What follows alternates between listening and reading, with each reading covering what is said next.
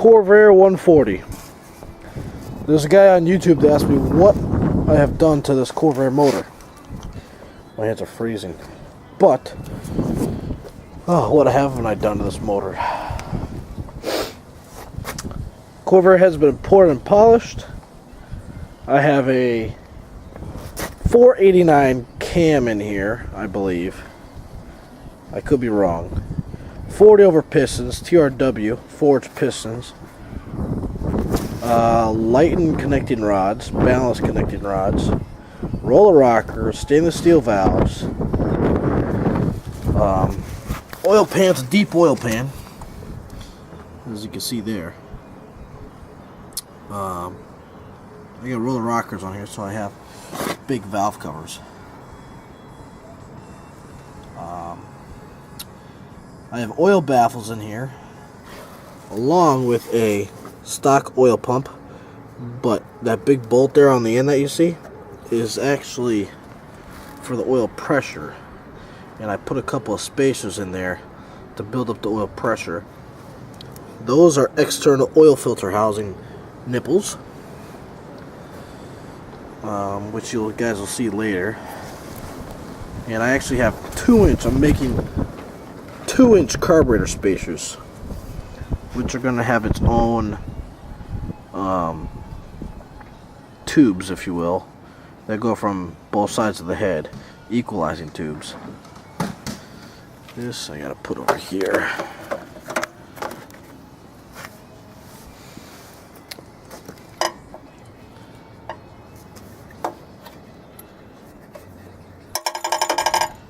I gotta take off this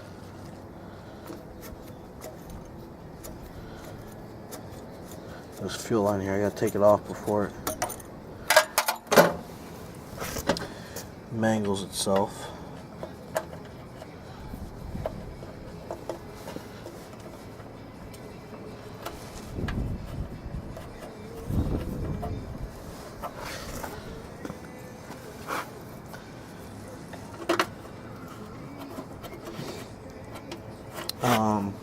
Spring-loaded idler. This screw actually goes for the... Oh yeah, plus I have 355 pausing rear end in the 4-speed. And there's my green Corvair underneath there.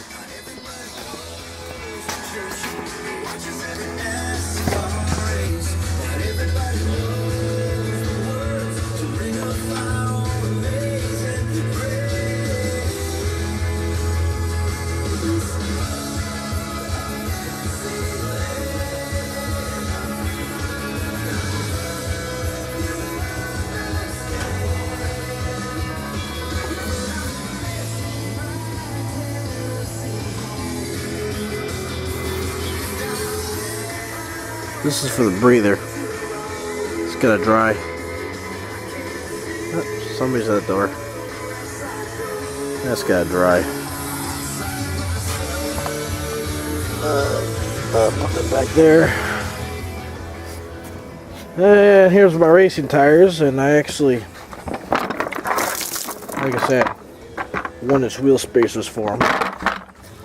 Nice sticky tires. More Corvair stuff over there.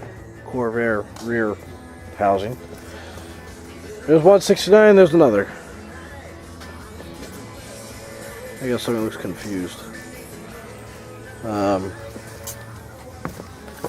Lots of Corvair stuff. Quick gearbox on this thing. Can't see it because it's dark. No quick gearbox on that.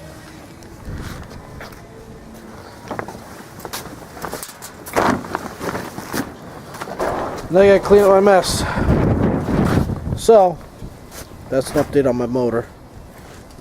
I'm probably not gonna put it in until I put all my spacers, my carburetor spacers on carburetors, because I have to fab fuel lines and everything. So, alright guys, well, I'll talk to you later. Oh, high output alternator, 120 amps. See you later.